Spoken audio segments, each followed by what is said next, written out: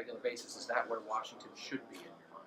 Yeah, I think the Pac-12 runs through Washington. Obviously did this year, and I don't see that changing. We've got a lot of younger guys, and now we're getting some of the bigger recruits and stuff like that. And so, I definitely think on the West Coast, we're definitely a team that needs to be talked about.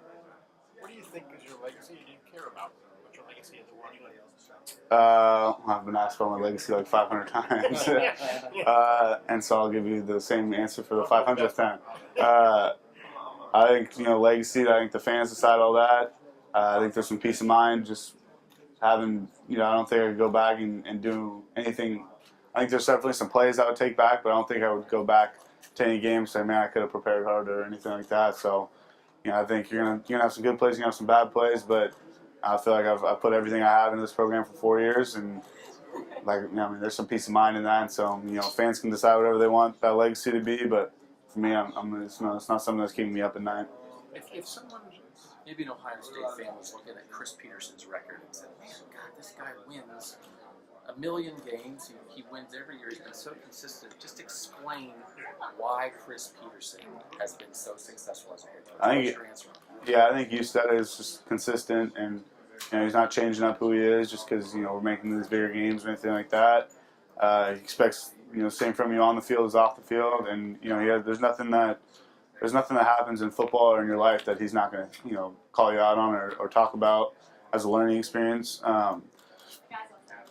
I think he does a really good job of hiring really good coaches around him too. I think that's head coaches get a lot of love, but you're only as good as your position coaches because you can't coach everything by yourself. And so we got some really good coaches at Washington, and he does a good job of just keeping everything. We never go into a meeting or fall camp. We're here for 12 hours a day, but everything is just completely dialed and super organized and consistent. Is he more like a fire you up kind of coach or a love you up? I think he's a little bit of both. I think you got to have a whole spectrum when you're a big time head coach, and there's certain times where he'll definitely get it going a little bit, and then there's other times where he needs to someone's going through something off the field, or he's definitely he's got some personality where he can cover the whole spectrum of okay, this guy's not practicing super hard, but maybe fire him up a little bit, or okay, this guy's kind of going through something, and you can kind of press pause a little bit and kind of have a humanity about him.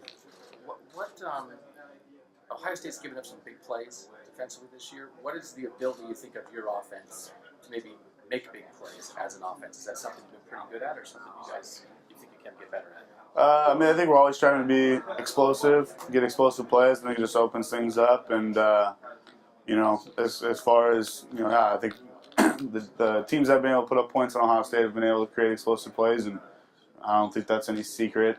When you're able to create large chunks of yardage, it just makes it that much easier to score.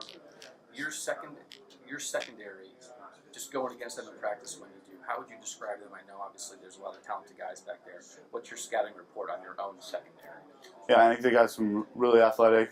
Jordan Miller and Keith are more long guys. Byron's more of some really good ball skills guy. So, I think if you're a quarterback and you're going against a corner and, he just gets a lot of pass breakups, you're going to try him a little bit more. Whereas, with Byron and Keith and Jordan, they've been able to get picks more. And so on the outside, they ask those guys to do a lot, kind of like Ohio State does for the corners.